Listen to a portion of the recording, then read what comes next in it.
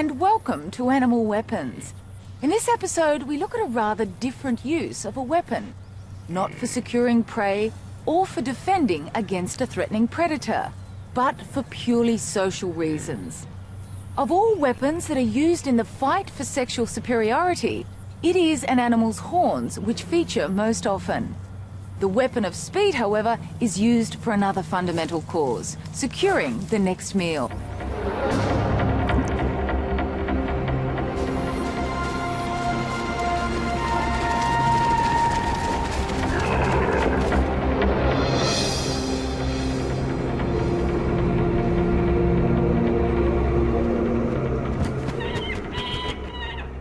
Well, of all creatures that use speed as a weapon, the peregrine falcon is the supreme master.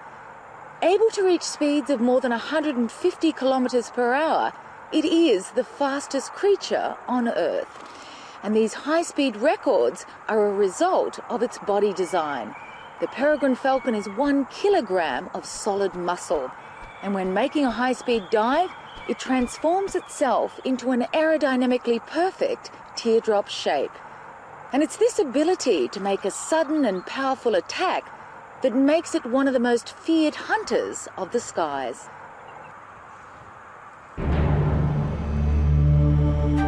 This king of the air displays one of nature's most magnificent designs.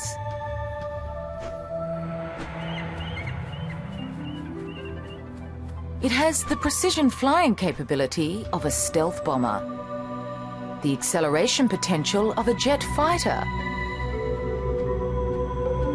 and its own pair of remote sensing devices, its eyes. It is a living missile.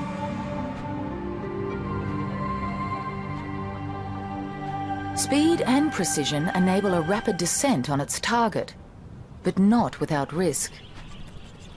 Trees are a dangerous obstacle for this high-speed hunter. An accident would be fatal. For its prey, the cover provides the only safe refuge. To increase its chances of success, the peregrine hunts in open areas, ideally farmlands where native birds have become outnumbered by introduced species like the pigeon. In fact, pigeons have become its most important prey the world over. Pigeons are not easy pickings. They too are swift on the wing. In level flight, a pigeon can outrace a peregrine. But the peregrine's competitive advantage is the use of gravity. Making a vertical ascent is energy consuming, but the peregrine has stamina as well as strength.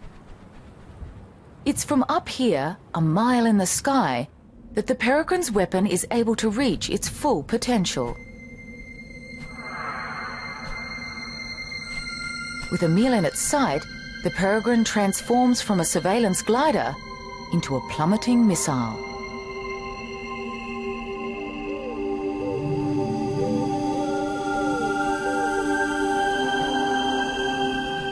By tucking its wings against its body, the peregrine minimizes air resistance and drops out of the sky in staggering style.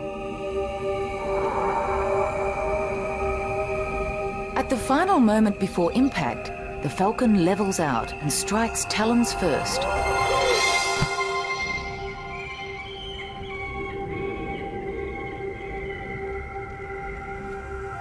So great is the impact that the peregrine too would be injured were it not for the extraordinary accuracy of its strike.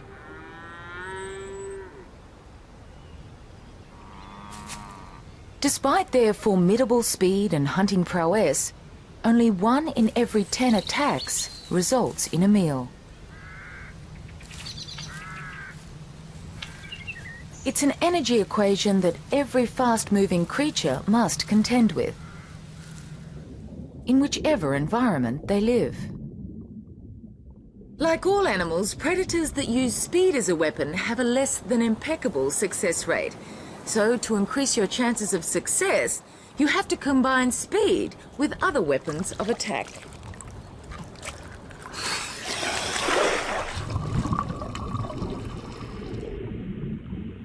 The stonefish doesn't look fast. It is one of the least streamlined of all fish. In fact, it rarely swims at all. A sleek body has been substituted by one corrugated and encrusted with algae. Disguised as a rock in the rubble of the ocean floor, it uses camouflage as its preliminary weapon. When suitable prey is within striking distance, it puts its conserved energy into one startling burst of speed.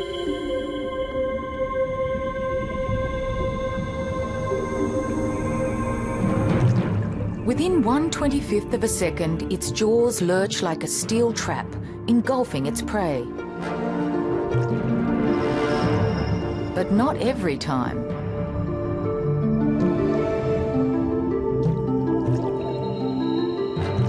While not every strike is on target, the energy lost is less than that expended in a high-speed chase.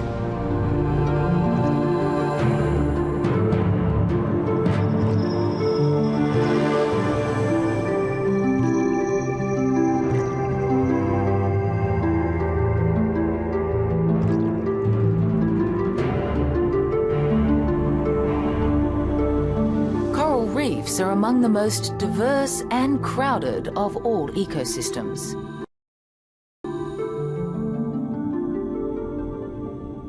It's here that you find an extraordinary array of weapons, each designed to compete successfully for a common food source and for highly sought-after available space.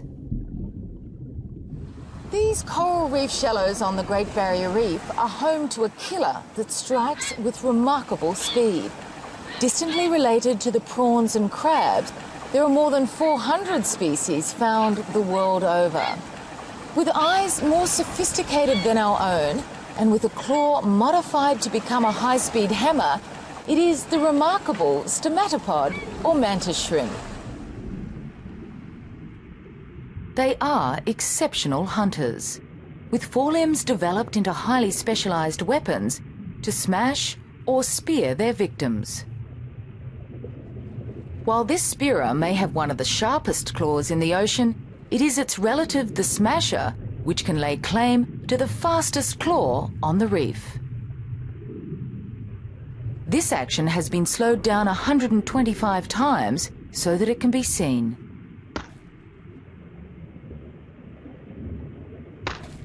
The smasher's claws function as high-speed hammers, cracking tough crab shells, opening up a food source that would otherwise be inaccessible. They live in natural crevices within the coral, from where they can see all. Each eye contains up to 10,000 separate lenses and perceives 3 images. Together, they see the world from 6 different perspectives, allowing them to pinpoint a moving target with military precision. But without a cavity, a stomatopod has little chance of survival. And so owners fiercely defend their hideouts against intruders. Despite this fierce competition, they modify their deadly blows to be merely deterrents and not fatal to their own kind. However, for securing prey, the stomatopod's weapon is used to its full potential.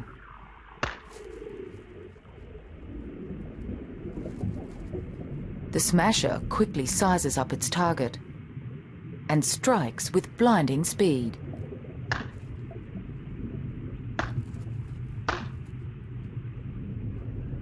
In less than 8 milliseconds, with a velocity of more than 1,000 centimeters per second, this creature's weapon packs a punch close to that of a small caliber bullet, making it one of the fastest movements known in the animal kingdom.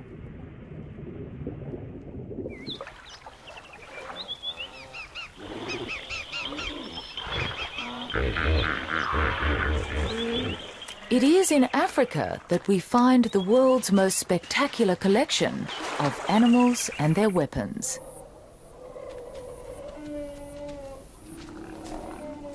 The grandest, the tallest, And in the case of the cheetah, the fastest on land. Everything about the cheetah is designed for the high-speed chase. Its lean and supple body and its enlarged nostrils for extra air intake. And its claws, unlike all the other cats, are non-retractable and act like a sprinter's spikes when it's at high speed. It also has an additional pad on its upper forelimb, and this is used to knock the prey off balance when it's on the chase. And it's these and a host of other features that enable the cheetah to lay claim to the fastest animal on land.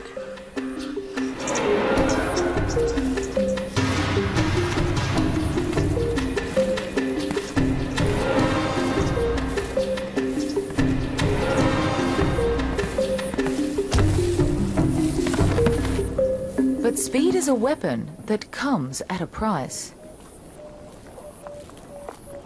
In becoming a speed specialist, the cheetah has sacrificed the weight and power of the other big cats. Here in Africa's Masai Mara, cheetah are among the most vulnerable animals on the plain.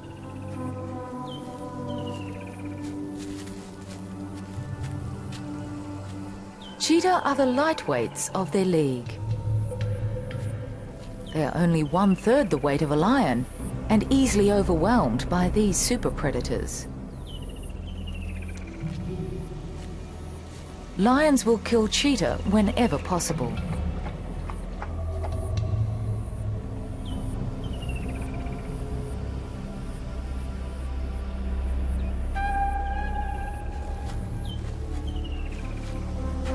With speed as their only weapon of attack and defense, they almost always flee when threatened.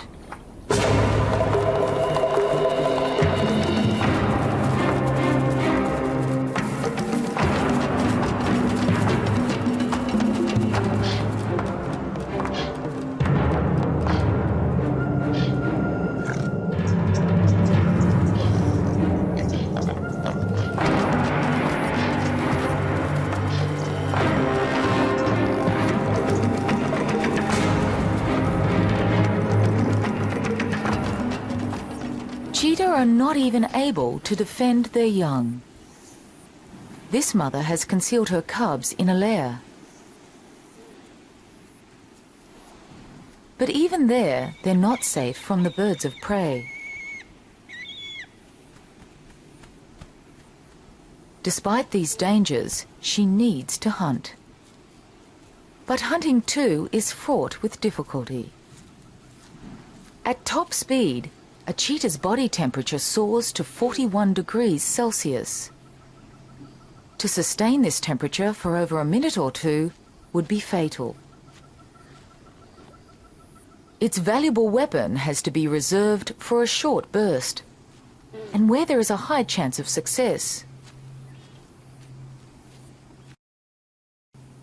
Here in the open savanna, her main prey is the Thompson's gazelle, the swiftest of all antelope. They are plentiful, but also wary. She must creep within 100 meters of her target if a pursuit is to be successful.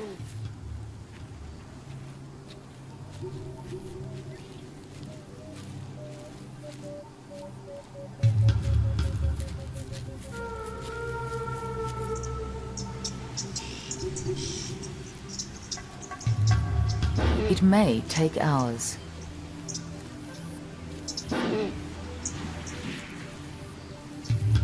If noticed, she pauses and makes herself as inconspicuous as possible, patiently waiting for her next meal to be within that critical range.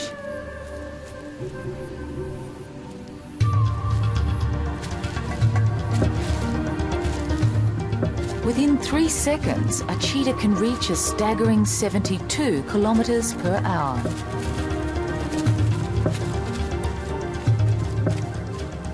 But energy conservation is of prime importance, and she must know when her chase is in vain. Less than half a cheetah's pursuits end in a kill. Her hunting time is limited, for with the fading daylight, lions will be on the prowl. Unsuccessful, she heads back to her cubs. But a dry season grass fire is an ominous obstacle. Insects flush from the flames don't interest her, but provide a banquet for yellow-billed storks.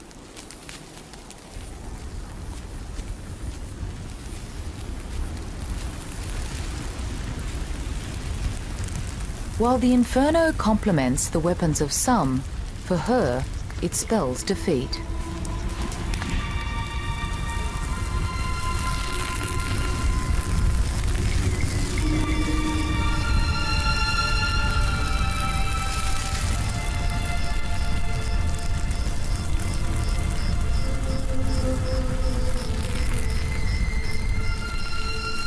All big cats rely on cover to ambush prey. Without it, they can't get close enough to mount a surprise attack. Unable to reach her lair, she waits until morning. The next day, marabou storks search for burnt lizards and insects. The scorched earth reveals all. The mother returns to her lair to suckle her young, only to find it already occupied. The fire has exposed its location. She waits instinctively, hoping to find her cubs.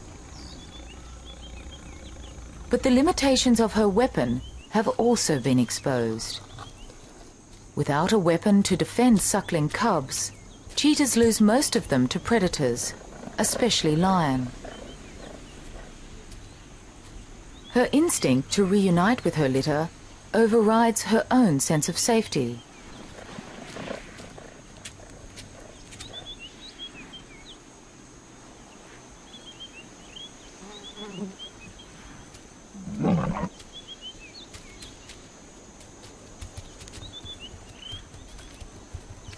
Unable to fight, she can only run.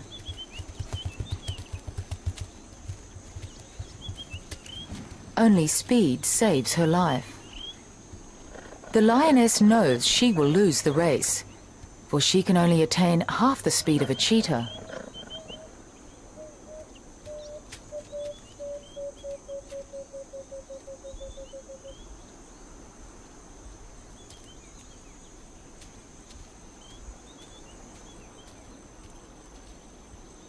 In the battle for hunting supremacy, the cheetah's weapon breaks all land speed records. Yet it has made her cubs the ultimate victims of those whose weapons are not faster, but more powerful.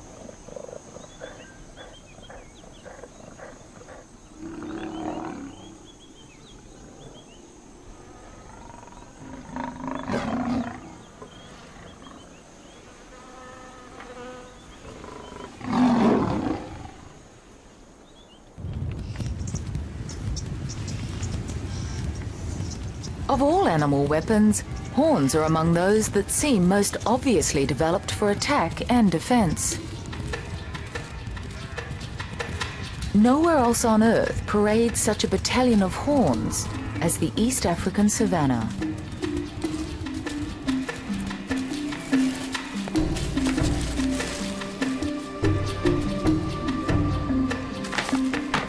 The plains echo to the clashing of horns.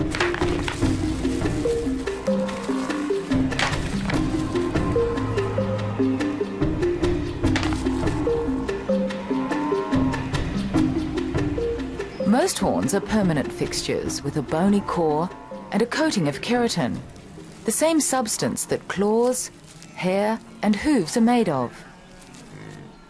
They are firmly attached to the skull and if snapped at the base will not regrow. But there are exceptions.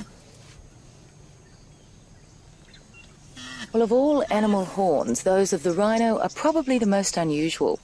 Firstly, rather than being positioned on the crown of the head, they're right on the nose, And secondly, they're made of compacted hair bound together, but they still function as a very effective weapon, not only for defending their young, but for fighting among themselves. Rhinos are not highly social creatures, and while a resident bull rhino will defend its rights to a particular female and to a favourite mudwallow, rhino horns are most often used in defence against predators. Especially by mothers with calves.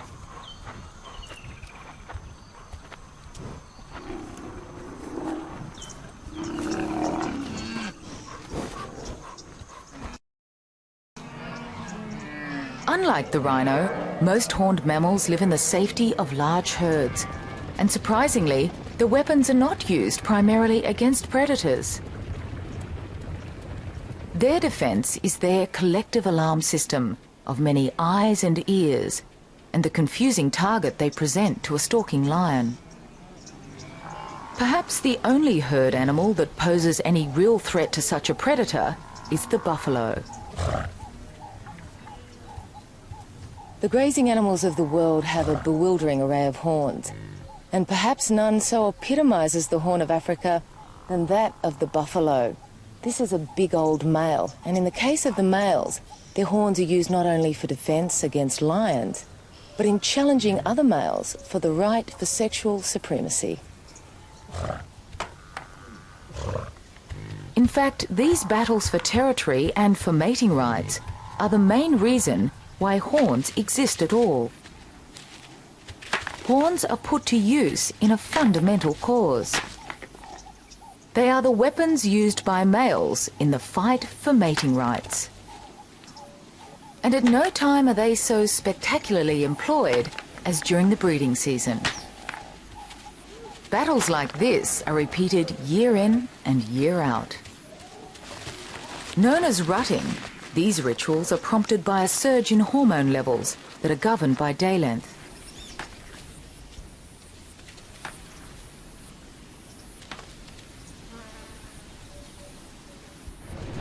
The rutting of the topee is among the most ritualized of all antelope.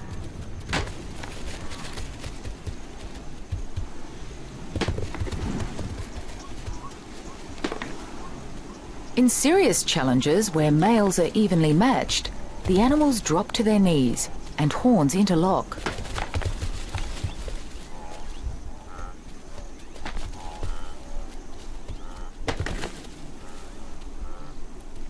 They will wipe their faces on the ground or paw repeatedly to disperse scent from glands both below their eyes and under their feet. The contest ends as suddenly as it began, but will be performed throughout the season until a victor is decided. Topee live in mixed female and male herds, where both sexes bear horns. In impala, it is only the male which bears horns and maintains an established territory. He must wait for migrating females to pass through his patch. These adult females are in estrus, and the male tests their reproductive readiness.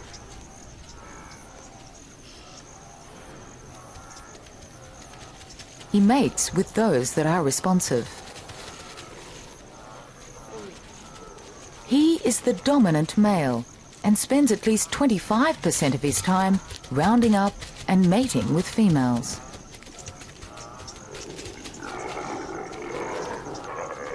Not only does he need to keep females within his territory, he must also keep other males out, leaving him little time to rest or feed. Even recently weaned males are seen off, sometimes in a spectacular fashion, which displays the victor's strength and virility.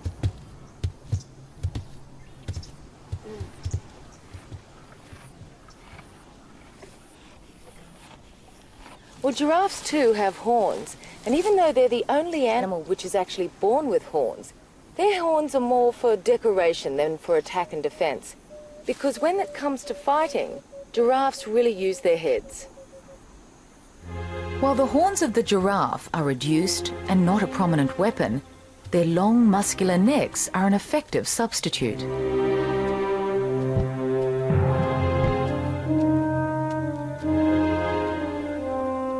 Their neck and head performs as a massive mallet, but blows seldom land solidly. These young males do their best to avoid being hit by the other.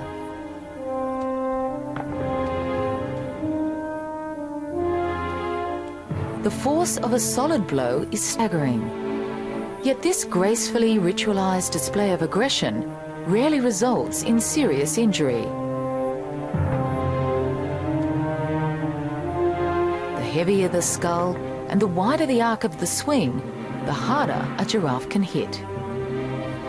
Hence the advantage of size, height and weight, the key factors that will determine which male wins dominance and the right to mate with the females.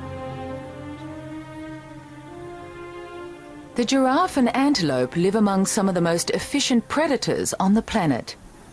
Yet their weapons are not designed entirely for their own protection or to secure their own food. It is the individual's contest to continue his lineage that determines the size, shape and function of his weaponry.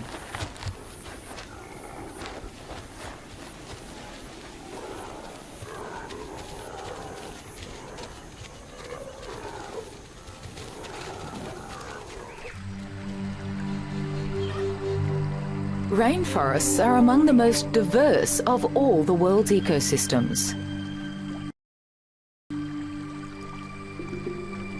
While the African plains are the arena of challenge for the world's grandest creatures, these Australian tropical forests are the battlegrounds of the mini-beasts.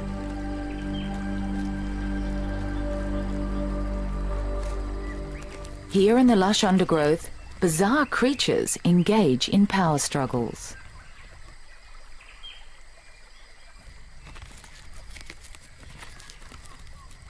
For most of the year, they live solitary and relatively uneventful lives. But this is the mating season, a time to challenge and conquer. They gather together in suits of shining armour and with weapons of oversized proportions. The victors will claim the ultimate prize, mating rights to their miniature maidens. Male stag beetles are armed with horn-like projections, which are actually extensions of their mouth parts. Females are smaller and without horns.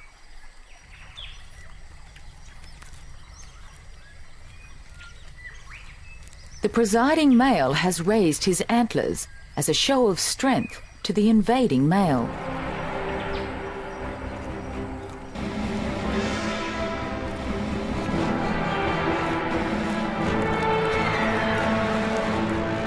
Their weapons are used as levers to flip their opponents off balance.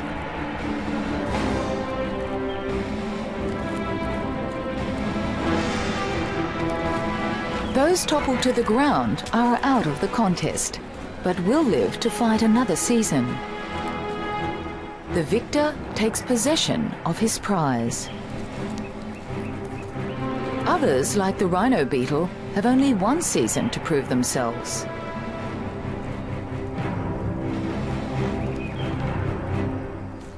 Well, like all insects, the rhinoceros beetle develops through different life stages until it becomes a fully formed adult. In fact, it spends more of its life like this as a grub than it does like this as an adult. As a grub, it feeds on rotting logs and leaf litter, and it's the availability of this food source which determines how big its body and horns will be when it emerges as an adult. When food is plentiful, their larval development is extended, resulting in larger horn and body size. Victory will be governed by their fortunes as a grub.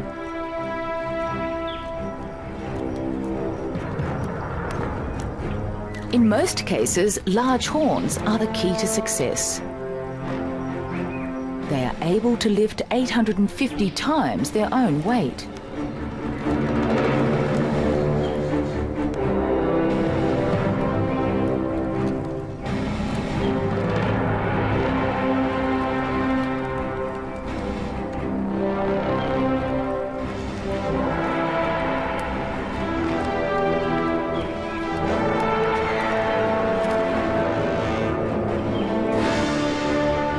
But even in triumph, the victor must contend with his persistent competitors. Even as his paternity hangs in the balance. While the rhino beetles fight it out among themselves, another horned insect waits in hiding for a particular tree to fall before its battles can begin.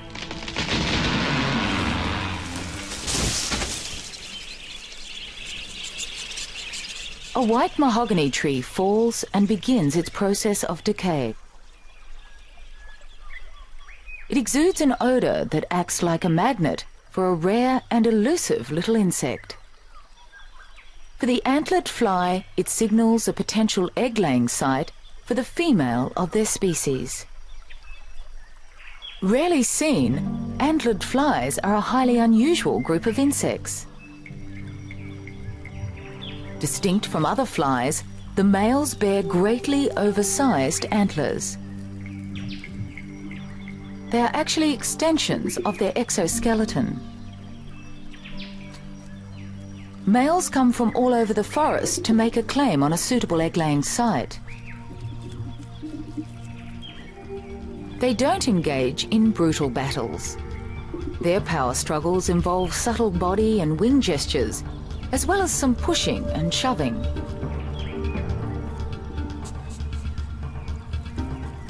A male that is clearly inferior in size simply makes an appearance and flies off without a challenge. This is known as an intrusion. More evenly matched males linger, flick their wings and sway their bodies. If two males are evenly matched, their posturing culminates in the interlocking of horns and head-on combat. They push against each other, their antlers interlocked, and rise up on the tips of their middle and hind legs. This usually only lasts for a few seconds before one of the males is overpowered and retreats.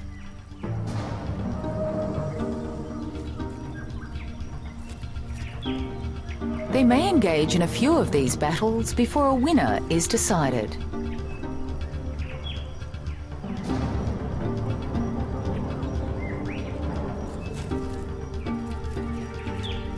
Battles become complicated by the arrival of a female. Her foremost concern is finding a suitable location to lay her eggs. Usually the exact site that the male is guarding.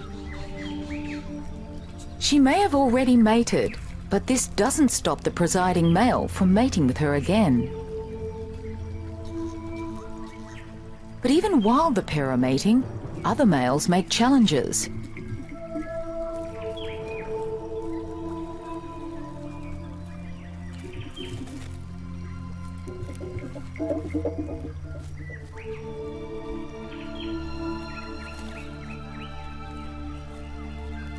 Even after they've mated, the male stays astride the female, ensuring no other males have access.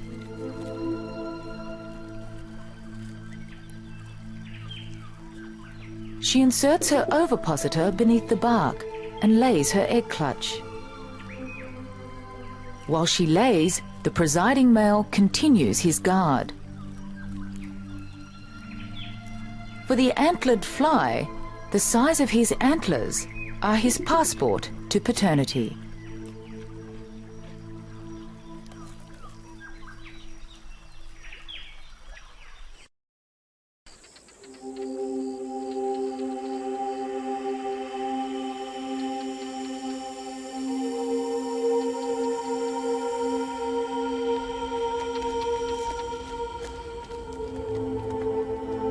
This is the eastern escarpment of Israel's Judean desert. the lowest point on land. And like any desert, it appears lifeless, but looks can be deceiving. For this is one of the favourite haunts of a wild species of goat known as the ibex. And if you happen to be here at the right time of year and the right time of day, you may be lucky enough to witness one of the spectacular displays of male rivalry.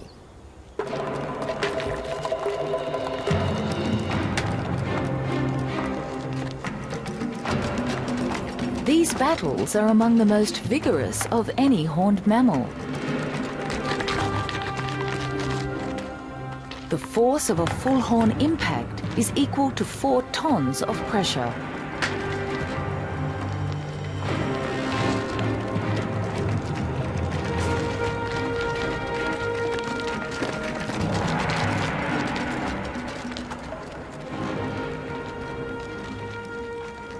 These old males are over 6 years of age and have the largest horns of the herd.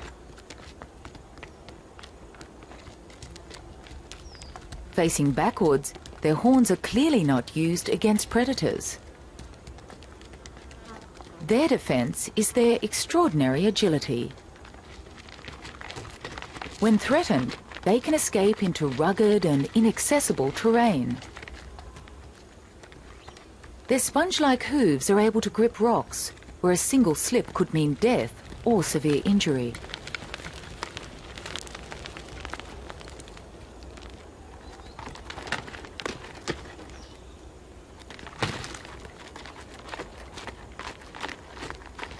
To fully appreciate how the ibex uses its horns as a weapon is to understand its breeding cycle.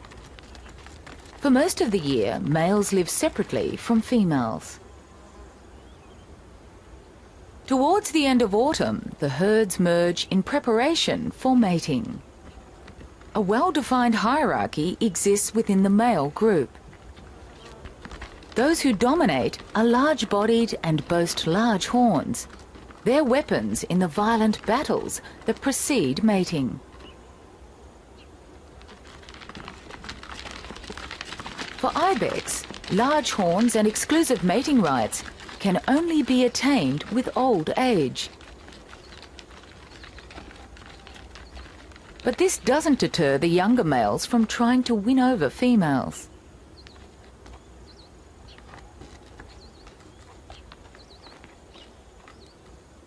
With necks lowered and tongues outstretched, they test the reproductive readiness of the females by tasting airborne hormonal levels. Females prefer to mate with old males and will ignore the approaches of those that are unsuitable.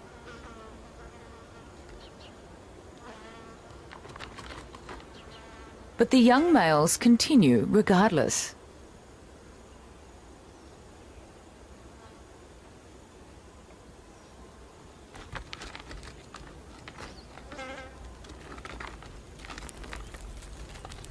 While ibex horns grow throughout life, they slow their growth on maturity and stop growing altogether in the breeding season.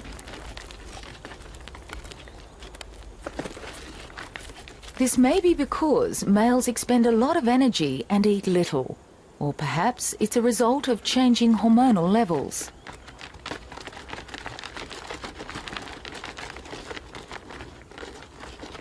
These females may have already mated and show increasingly less interest.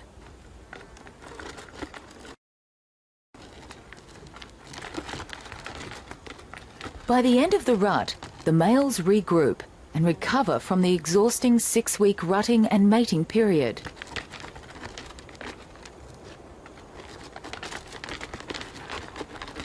Yet throughout their lives, males continue to jostle. They will often gather together in a huddle to size up their opponent's horn size. While the old males need only to maintain their status, the young must establish a place in their upwardly mobile peer group. Young males engage in the most violent battles. They rear up to increase the impact of their assault. Ibex horns are designed in such a way that they both inflict offensive blows and deflect the blows of opponents. On contact, they twist their heads slightly to lessen the impact, which is taken on the strongest lower part of the horn. The bony ridges prevent the horns from slipping past each other and causing accidental injury.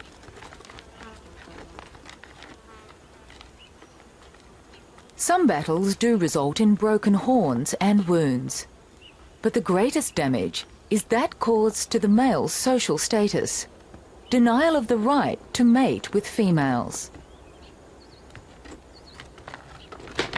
While old males engage in fighting more often, it is more ritualized and less energetic. They have the advantage of experience and use their weapons sparingly. Ironically, once old males reach their sexual zenith, they become the most vulnerable. Their heavy bodies and greatly oversized horns reduce their agility. This not only increases their chances of serious injury on the slopes, but also makes them prime targets for predators. They're forced to move with less speed and greater caution. While the success of their weapon now jeopardizes their own survival, they have ensured the proliferation of their own offspring. A dominant male's reign may only last a few seasons before one of his subordinates succeeds in taking the top position.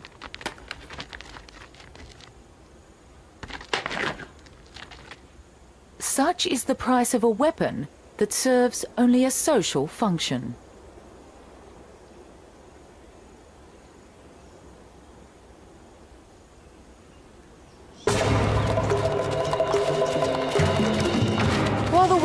Speed is used primarily for securing prey. Horns play a completely different role in an animal's life, but one that is equally important. They are the weapons used between males to joust and butt, clash and posture. While the fights are sometimes violent, they are ritualized and more about mating than maiming. They are a form of contact body language that determines who mates with who. The larger horned victors pass on their genes at the expense of males less well endowed.